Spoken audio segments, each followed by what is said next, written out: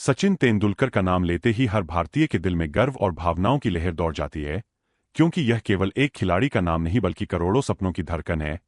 एक ऐसी शख्सियत जिसने बैट को सिर्फ खेल का साधन नहीं बनाया बल्कि उसे पूजा का प्रतीक बना दिया। जब भी मैदान पर सचिन उतरते थे तो पूरा देश अपनी सांसें थामकर उनके बल्ले से निकले हर शॉट को देखता था, और यही कारण है कि उन्हें क्रिकेट का भगवान कहा गया। सचिन का जीवन केवल क्रिकेट खेलने तक सीमित नहीं था, बल्कि यह संघर्ष, मेहनत, अनुशासन और समर्पण की कहानी है, जिसने हर उस इंसान को प्रेरित किया जो अपने सपनों को पूरा करना चाहता है। एक छोटे से मराठी परिवार में जन्म लेकर सचिन ने बहुत साधारण जीवन से शुरुआत की, लेकिन उनकी आंखों में बड़ा सपना था, और वह सपना था भारतीय क्रिकेट टीम के लिए खेलने का। उनके पिता एक लेखक थे जिन्होंने उन्हें हमेशा यह सिखाया कि जीवन में चाहे कितनी भी कठिनाई क्यों न आए, ईमानदारी और मेहनत का रास्ता कभी मत छोड़ना, और सचिन ने इस बात को अपने पूरे करियर में निभाया। क्रिकेट में उनका सफर बहुत छोटी उम्र से शुरू हुआ जब उनके भाई अजीत तेंदुलकर उन्हें कोच रमाकांत आचरेकर के पास ले गए, और वहीं से उनके खेल की असली नींव पड़ी।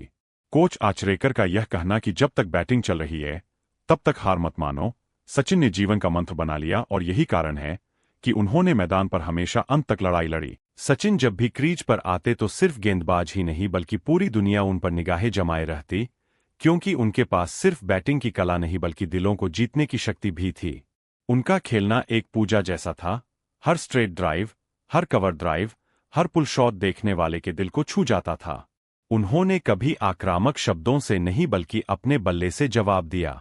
यही वजह है कि चाहे कितने भी तेज गेंदबाज सामने हों, चाहे वसीम अकरम हों, शोएब अख्तर हों, ग्लेन मैग्रा हों या शेन वार्न हों, सभी के सामने सचिन का बल्ला मजबूती से खड़ा रहा, और कई बार इन दिग्गज गेंदबाजों ने खुद माना कि सचिन के सामने गेंद डालना आसान नहीं था। उनके करियर के सबसे यादगार पलों में से एक वह शतक है जो उन्होंने 1998 में शारजाह में ऑस्ट्रेलिया के खिलाफ लगाया, जिसे डेजर्ट स्टॉर्म कहा गया।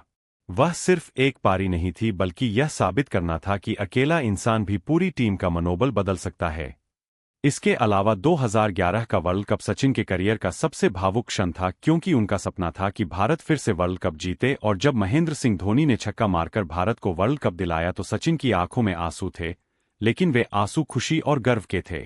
पूरी टीम ने सचिन को अपने कंधों पर उठाकर पूरा देश यह संदेश दिया कि यह जीत उनके लिए है, क्योंकि सचिन की मेहनत और बलिदान ने आने वाली पीढ़ियों को प्रेरणा दी थी। सचिन के बारे में यह भी कहा जाता है कि जितना बड़ा उनका खेल था उतना ही बड़ा उनका दिल था। उन्होंने कभी अहंकार नहीं दिखाया, हमेशा जमीन से जुड़े रहे। यही कारण है कि वे सिर्फ महान बल्लेबाज नहीं बल्कि महान इंसान भी कहे जाते हैं।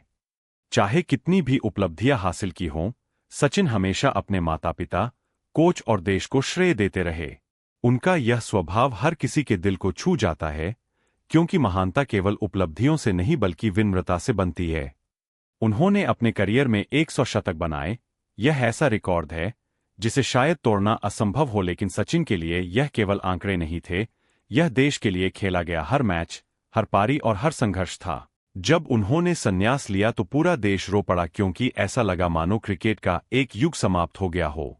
उनके विदाई भाषण ने हर किसी की आंखें नम कर दीं जब उन्होंने अपने परिवार, कोच और हर उस व्यक्ति का धन्यवाद किया जिसने उनके सफर में साथ दिया। उस दिन वानखेड़े स्टेडियम में सिर्फ खिलाड़ी नहीं बल्कि एक बेटे, एक भाई और एक मित्र की आवाज गूंज रही थी। सचिन ने हमें यह सिखाया कि सपने पूरे करने के लिए सिर्फ टैलेंट काफी नहीं होता, उसके लिए त्याग, अनुशासन और जुनून चाहिए।